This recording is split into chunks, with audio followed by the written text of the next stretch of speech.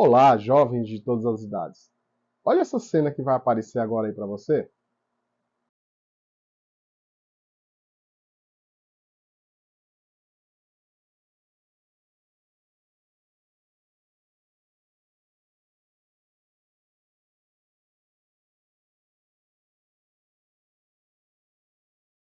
Voltando. Criatividade é uma dádiva divina mesmo, tá? Várias vezes a gente observa imagens feitas dessa forma. Agora mesmo, depois desse período todo, vocês observaram a utilização de imagens de alguns indivíduos. Quando a gente trabalha com essas imagens, a gente está afetando e verificando a existência do direito à imagem.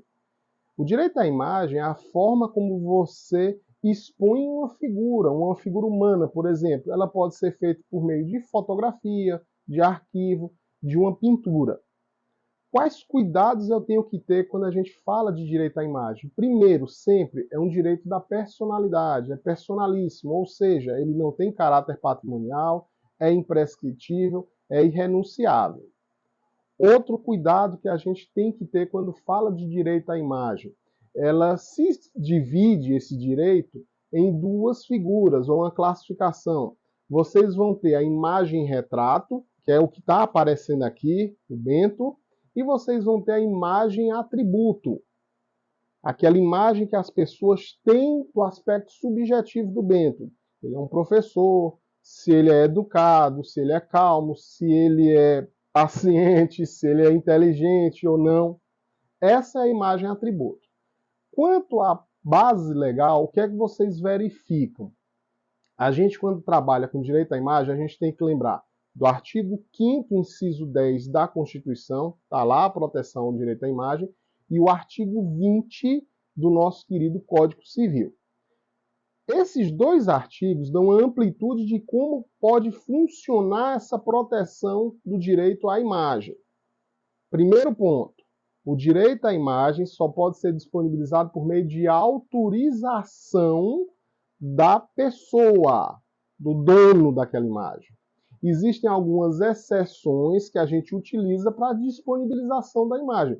Por exemplo, no caso de administração da justiça, houve um assalto e eu preciso verificar quem foi o autor daquela ocorrência.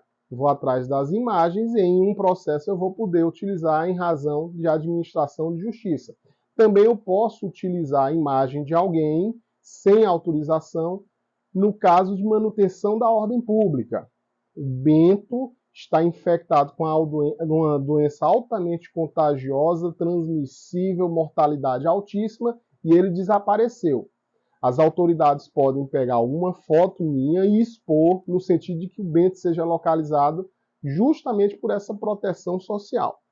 E a outra exceção que a gente vai ter a possibilidade de uso do direito à imagem é na questão envolvendo colisão de direitos, o que todo mundo acaba falando. Aquelas imagens que vocês recebem ou pegam em locais públicos que envolvem a questão do direito à informação, direito de liberdade de imprensa, essas imagens, mesmo sem autorização, desde que tenham finalidade informativa e jornalística, podem ser utilizadas.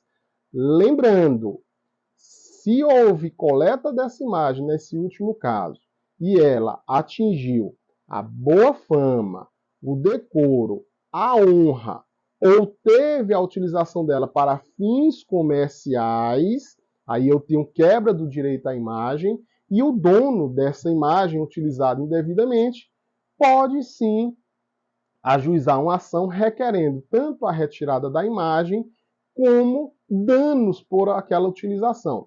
No caso de hoje, Cineas, meu grande amigo Cineas, forte abraço.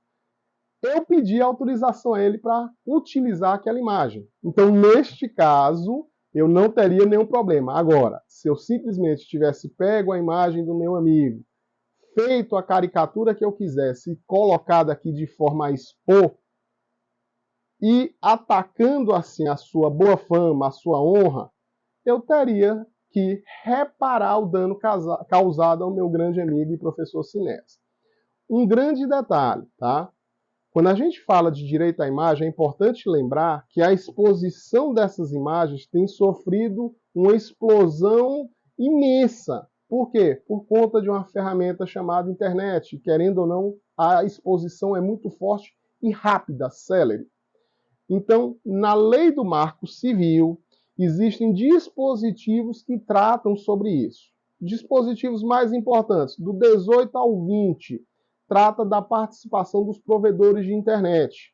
Tá? Se houve uma exposição indevida de uma imagem e houve um processo, nesse processo o provedor de internet foi informado por ordem judicial que deve tirar essa imagem de circulação e não fizer, ele pode tornar-se parte nesse processo e também ter que arcar com os eventuais danos causados. E é importante também vocês lembrarem do artigo 21. No artigo 21 trata da exposição de imagens de cunho sexual.